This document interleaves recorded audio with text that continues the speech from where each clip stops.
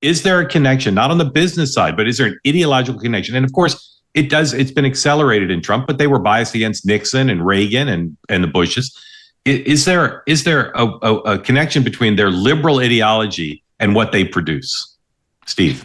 Yeah, well, look, I think that this gets to perhaps the more pervasive issue. I wrote a book about 2.5 years ago called Uncovered. And, I lay out 5 problems with the media. I try to figure out what happened here, in the last 10 years.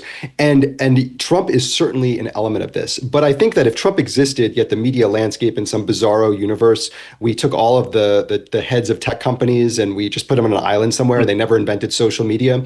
Or potentially, if I think that the idea of social media, particularly Twitter and now X, has so fundamentally changed the business of journalism, the incentive structure that exists, that it's not really just about Trump. It's more about the feedback loop and the feedback mechanism. And because of that, the way that liberal journalists who have existed for years, people that lean left, the way that they act, the way that they do their job has so fundamentally changed. And I think it's changed in a lot of different ways. And I would say Glenn Kessler might agree with this. In the old days, not that long ago, if you wanted to say how you were mad at the newspaper you followed, you'd send them a letter or you'd send an email or you'd call the newsroom.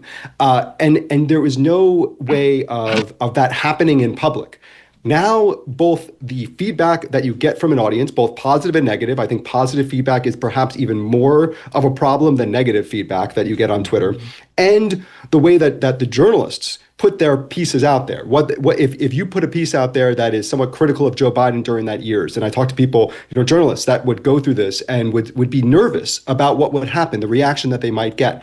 It's that reaction that causes the change in the way that the media operates. And I think that is actually it's a much greater problem, that if Trump never existed and social media exists, we would still be in this real serious problem for the state of corporate media journalism than we are right now.